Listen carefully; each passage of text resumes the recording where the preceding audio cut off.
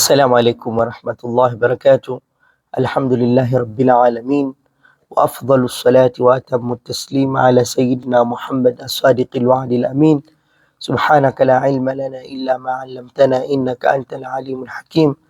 اللهم علمنا ما ينفعنا وانفعنا بما علمتنا وزدنا علما، وأرنا الحق حقا وارزقنا اتباعه، وأرنا الباطل باطلا وارزقنا اجتنابه، وجعلنا ممن يستمعون القول فيتبعون أحسنه، وأدخلنا برحمتك في عبادك الصالحين.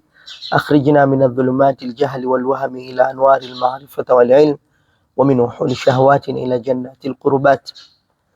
Baada ya kumshukuru kipenzi chetu Allah subhanahu wa ta'ala na kumsalia mtume wake Muhammad, rehma na amani ziwe juu yake.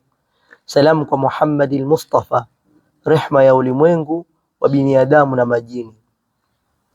Salamu kwa Muhammad al-Mustafa, mjumbe aliyetumwa kwa ulimwengu wa binadamu na majini.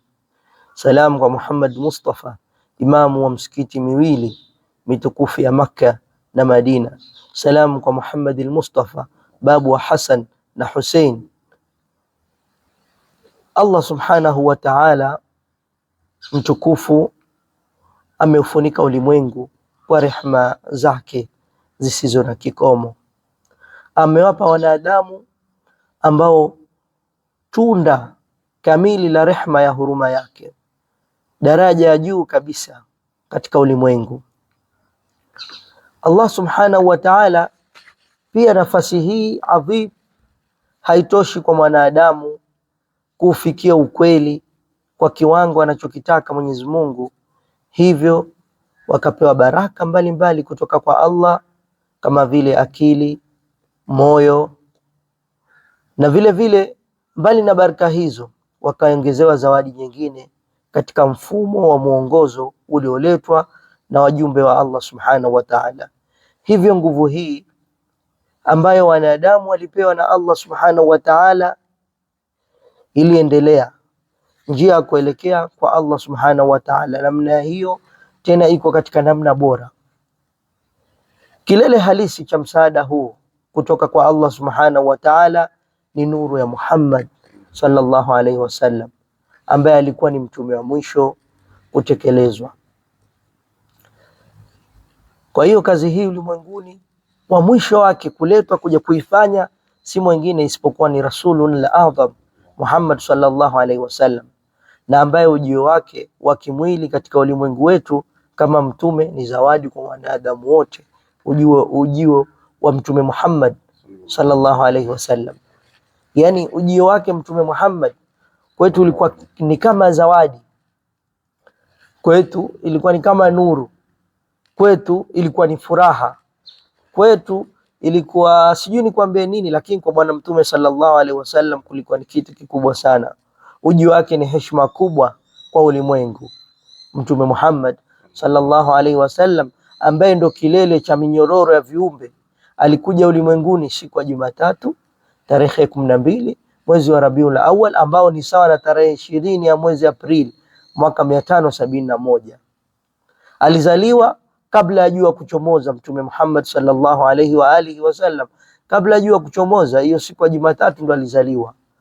Kwa kuzawa kwake rehma na amani ziliingia kama mafuriko ndani ya ulimwengu. Rangi za asubuhi na usiku zilibadilika, hisia kuu zikaongezeka, maneno, urafiki na faraja vilifunguliwa bila kikomo. Kila kitu kilipata maana mpya, kupata furaha mpya. Sallallahu alaihi wa alihi wasallam. Masanamu yalitikisika na kuvunjika huko Madian huko au Madai. Madaini ndio iko katika kule ardhi ya tunasema ya wale wa Iran, katika ardhi ya wafalme wa Iran. Makasri na minara ilivunjika, maji ya ziwa Sawaya yalitoweka kabisa, ziwa lote likakauka, kwa maana maji yenye tope la dhulma na ukandamizaji yalianza kutokomea. Yote hiyo ilikuwa ni baraka ya bwana mtume Muhammad sallallahu alaihi wasallam. Mioyo ilifurahika, maji ya baraka na rehma hii kutoka kwa Allah subhanahu wa ta'ala. Hiyo ni kuzaliwa kwake tu bwana mtume sallallahu alaihi wasallam. Babake Mtume alikuwa katika mji wa Damascus kwa sababu za kibiashara. Alipokuwa akirejea nyumbani, alipita Madina miezi miwili kabla ya kuzawa kwake au kabla ya kuzaliwa mwanawe Muhammad sallallahu alaihi wa alihi wasallam. Tumsalimu Mtume Muhammad sallallahu alaihi wasallam. Kama ilivyokuwa ada au desturi za Kiarabu, mtoto huyo aliharibikiwa, aliendelea kubaki chini ya mama yake wa kufikia. Yani baada ya kufa Mtume Muhammad sallallahu alaihi wasallam, babake yeye alienda kubakia kwa mamake, alikuwa akiitwa Halima kwa muda wa miaka minne. Kwa hiyo Mtume aliishi kwa bibi Halima muda wa miaka minne baada ya kuzaliwa, na baada ya kuwa amefariki babake akiwa na umri miaka 6, ili kulitembelea kaburi la mumewe mama yake Mtume alikuwa akiitwa Bi Amina. Alisuhubiana na Muhammad sallallahu alaihi wasallam na bibi mmoja alikuwa anaitwa Ummu Aiman. Ummu Aiman huyo alikuwa kijakazi wa familia hiyo. Walisuhubiana katika safari ya kwenda Madina, na ilikuwa lengo kwa ajili ya Mtume apate kuliona kaburi la nani? La babake, apate kulijua. Maradhi yalimkumba bibi Amina wakiwa safarini. Alifariki katika eneo lililoitwa Abwa, na Abwa baina Makkata wal Madina. Mmoja alielezea tukio hilo kama ifuatavyo. Alisema, ewe marehemu, ulilala katika mji wa Abwa, lilichanua katika bustani lako waridi zuri zaidi ulimwenguni. Yani nakusudiwa Mtume Muhammad sallallahu alaihi wa alihi wasallam. Hivyo Mtume sallallahu alaihi wasallam akawa yatima na kurudi Maka pamoja na Ummu Aiman.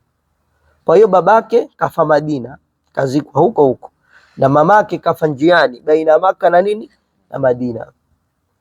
Sasa hapo tumesema hapo Mtume akiwa na umri miaka mingapi? 6. Akiwa na umri miaka 8 alimpoteza babu yake Abdul Muttalib. Haukupita muda mrefu akampoteza pia ammi yake Abu Talib, alikuwa akimlinda kwa moyo wote. Angalia misiba ikimfuata bwana Mtume sallallahu alaihi wa alihi wasallam. Hivyo wasaidizi wake wa kimada walikuwa wameondoka duniani, wale ambao ni bora wa kuwategemea wameondoka duniani.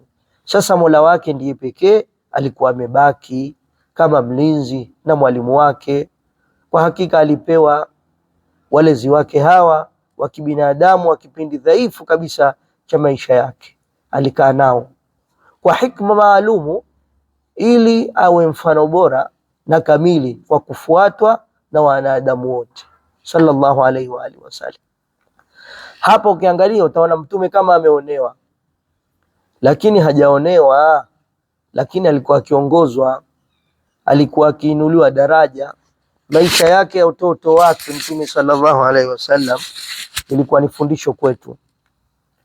Maisha yake ya utoto wake, ujana wake kama yatima, yalikuwa amejaa staha sana, usafi na maadili ya hali ya juu. Sijui tumeelewana? Yaliyoashiria nuru katika maisha yake ya baadaye. Yani unaweza kuishi na kijana lakini akawa si mstaarabu, lakini ukiuliza huyo hakuwa na baba la mama huyo, utasema ndo maana hakuwa na adabu nzuri. Lakini Mtume maisha yake aliashiria ni nuru, manake ule udogoni mwake kulionekana ajabu. Tumsalimu Mtume Muhammad. Tuko pamoja al-Khatib. Alipofikia umri wa miaka 25, Muhammad sallallahu alaihi wasallam alimuoa bibi Khadija radhiallahu anha. Alikuwa ni mwanamke mtukufu mwenye kuheshimika kutoka katika kabila la Quraysh, kabila kubwa katika Arabia wakati huo. Bibi Khadija radhiallahu anha akawa msaidizi mkubwa wa Mtume kwa kujitolea maisha yake na mali zake kwa ajili ya Mtume. Bibi Khadija radhiallahu anha alimzidi Mtume Muhammad sallallahu alaihi wasallam kwa miaka 15. Alimzidi kwa miaka mingapi? Hata wengine wanakanusha, lakini sote tulikuwa hatupo. Alikuwa ni mjane mwenye watoto Mtume alipomwoa. Mtume sallallahu alaihi wasallam alikuwa na uhusiano naye mzuri sana mkewe huyu, ambao ni mfano bora kwa ulimwengu wote. Hapa ndio tunapofundishwa hakuna mtu mzuri katika dunia kama mtu mwenye mahusiano mazuri na mke wake. Sijui tumefahamiana. Mtume anasema khairukum, mbora wenu, khairukum li ahli, ni mbora kwa yule mke wake, na mimi ni mbora kwa wake zangu. Kwa hiyo mwanaume anatakikana awe mbora kwa wake zake. Kwa hiyo mtume alikuwa na peace, ana amani sana baina yake yeye na mke wake Sayyidatuna Khadija. Ile peace and love, amani na mapenzi ilikipatikana. Mtume akipambana peke yake Bibi Khadija alikuwa wa kwanza kumsaidia na kumuunga mkono. Kwa mfano Mtume Muhammad sallallahu alaihi wasallam aliposhushwa wahi kwa mara ya kwanza katika pango la mlima Hira, inaitwa Jabal Hira, sio? Alishtuswa sana kwa majukumu mazito aliyopewa na Allah subhanahu wa ta'ala. Kwa hiyo mtume alichanganyikiwa. Muda huo huo mtume alirudi nyumbani akiwa na hofu kubwa. Sisi tumefahamiana. Akaambia, ewe Khadija, nani atakayeniamini? Mtume sallallahu alaihi wasallam anamwambia mke wake, nani atakayeniamini? Mke huyo aliyebarikiwa akamjibu Mtume Muhammad sallallahu alaihi wasallam kwa kusema, na hapa kwa Mwenyezi Mungu, kamwe Mwenyezi Mungu hatakutupa mkono. Unawajali ndugu zako, unabeba mizigo ya wale wasioweza kuibeba wao wenyewe, una upendo wa maskini na unawasaidia watu kupita vile ambavyo hawawezi kupata, wewe unawapa. Wewe Muhammad sallallahu alaihi wasallam ni mkarimu kwa wageni. Umeona, mjumbe wa Mwenyezi Mungu, mkarimu kwa wageni, unawasaidia watu katika matatizo yanayowakabili. Ewe mjumbe wa Mwenyezi Mungu, nitakukubali na kukuamini, nilinganie mimi. Hebu angalia mwanamke anaambia, nitakukubali na kukuamini, nilinganie mimi kwanza katika njia ya Mwenyezi Mungu. Hebu angalia, alimpa moyo sana. Kwa hiyo Bibi Khadija akawa muumini na mfuasi wa kwanza. Kamwe Mtume sallallahu alaihi wasallam hakusahau upendo, tabia njema na ukarimu wa Bibi Khadija sallallahu alaihi wasallam. Hata baada Bibi Khadija kufariki, kila alipochinja nyama alikuwa akitumia nyama ndugu wa Khadija radhiallahu anha au marafiki zake. Mtume alihifadhi kumbukumbu za mambo yote mazuri ya Bibi Khadija. Fikiria, Bibi Khadija kisha kufa, Mtume akibarikiwa kutaka kuchinja nyama, sisi tumefahamiana, atachinja, lakini kuna listi ya marafiki zake Bibi Khadija wapelekewe, ndugu zake Bibi Khadija nyama hiyo na wao wapelekewe, sisi tumefahamiana.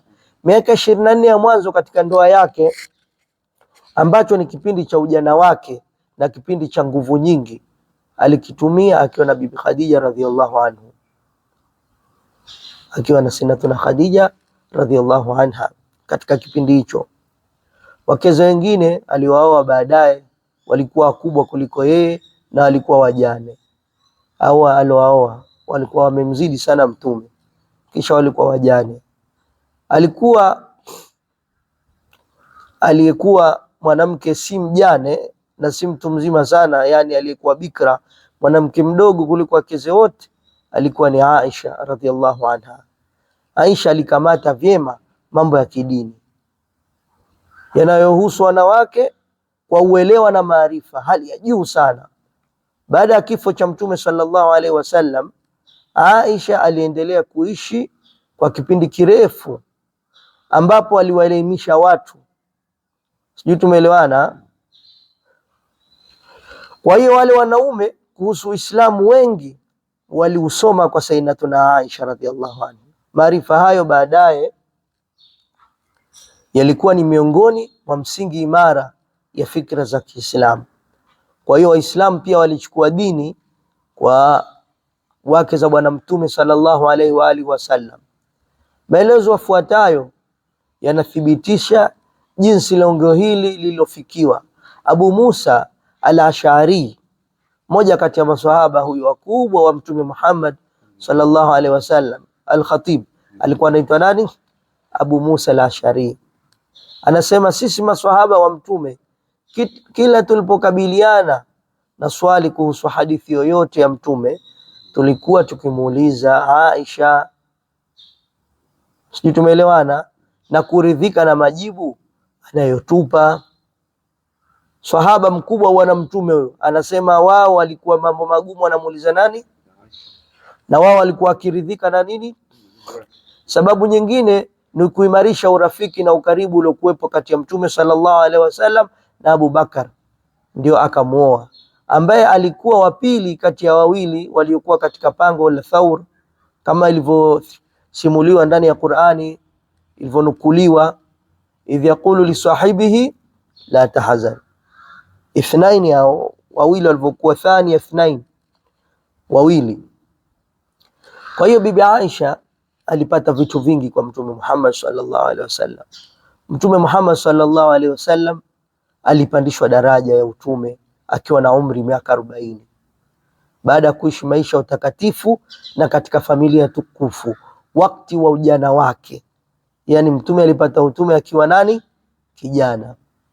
Miezi 6 kabla ya kutimiza umri wa miaka 40, Mwenyezi Mungu mtukufu alimfungulia pango la Hira karibu na mji wa Makka. Alimfungulia pango la Hira iwe kama ni nini, kama shule ya kiroho, ile ruhu yake iende kajifunze pale katika darasa hilo la kiruhu, ambapo mafunzo ya malezi matukufu yaliendelea kwa siri. Alifundishwa kuhusu kile kisichodumu na kile kinachodumu. Mtume Muhammad sallallahu alaihi wasallam hatimaye alipotimiza umri wa miaka 40 alipewa nguvu na mamlaka ya kuwaongoza watu na kupewa kibali cha utume kwa amri ya Allah subhanahu wa ta'ala, alipomwambia iqra bismi rabbika alladhi khalaq. Iqra, soma, bismi rabbika alladhi khalaq. Kwa hiyo Mtume sallallahu alaihi wasallam alikaa pangoni peke yake, akisikia sauti lakini hamuoni. Lakini alipoingia pangoni alihisi hayuko peke yake. Miezi 6 baada ya baraka hii, baraka ambayo inaweza kutambuliwa wale tu wenye akili zenye utambuzi ndio wanajua kama utume ni baraka, iliambatana na ndoto za kweli. Yani mtume cha mwanzo kushuka katika wahai, zile ndoto alizokuwa akiota zilikuwa ni za nini? Za ukweli. Sijui tumefahamiana. Kiuhalisia pango la Hira ni mfano wa safari ya mbegu iliyo ardhini. Kule alivyokuwa akikaa peke yake pangoni, mbegu iliyo wapi? Ardhini. Mahali pa malezi ya kiroho yatakayoendelea kuwa ni siri kwa watu wa daima. Hapa maana yake mwanadamu inatakikana kuna muda ukae peke yako, al-Khatib, uitasawar nafsi yako, ufikirie vipi unaweza ukajikomboa. Sababu za Mtume Muhammad sallallahu alaihi wasallam kuelekea kwenye pango hilo ni huruma na huzuni kubwa aliyokuwa nayo kwa watu wa zama zake kutokana na mateso na uasi wao. Wale watu walikuwa wakimwasi sana Mwenyezi Mungu. Sasa Mtume alikuwa akijitenga, vipi nitaweza kuwaongoza? Kwa kweli hiki kilikuwa ni kipindi cha maandalizi ya kushuka kwa Qur'ani tukufu kutoka kwa Allah kuja kwenye uelewa wa mwanadamu kupitia moyo safi wa Muhammad sallallahu alaihi wa alihi wasallam. Moyo wa bwana mtume ili uwe safi, ulikuwa lazima ujitenge na watu waovu, ujitenge na vitendo vichafu. Ilikuwa ni kipindi cha kuziandaa nguvu za kidhaifu kubeba mzigo mzito wa wahai. Sijui tumeelewana? Zile nguvu zake dhaifu zilikuwa zikiandaliwa kubeba mzigo, kuangata mzigo mkubwa wa wahai, mzigo ambao mtu wa kawaida hawezi kuubeba. Yani Jibril alivyokuwa akishuka akipokea wahai mtume, kama akikuwekea guu lake paja, unaweza ukavunjika kwa ile nguvu. Yeye mwenyewe saa nyingine alikuwa akipoteza fahamu. Kwa hiyo mtu wa kawaida hawezi kuubeba. Hatua hii ni mfano wa hatua ya kubadili chuma ghafi kwa kuwa chuma pua. Sijui tumeelime kuamini chuma ghafi, si unavijua vile, kikawa chuma pua. Uwezo wa ndani ya chuma hicho haubiliwi kwa kupitia mchakato maalum. Haiwezekani kuifikiria akili inayoweza kulikaribia shina la siri hii, au moyo unaweza kupenya na kisha ukawa hujasambaratika na kuwa vipande vipande unapoangushiwa siri hii. Yani siri ya Qur'ani ni jambo kubwa.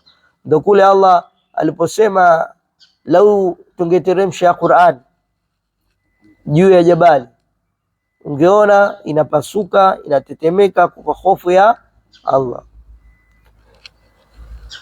Kwa hiyo wale walioshindwa kutazama ulimwengu huu kupitia dirisha la moyo ni wale waliokuwa katika kundi lililoathirika, lililokuwa chini ya bendera nyeusi ya Abu Jahal na Abu Lahab. Ndio maana dirisha hili hawajaliona kuwa ni neema. Maadui wakubwa wa Uislamu mjini Maka walikuwa. Maisha Mtume sallallahu alaihi wasallam yamejaa ishara za kimungu, yamejaa ishara za heshima, heshima ambayo hawakuipata mitume wengine waliopita. Yani daraja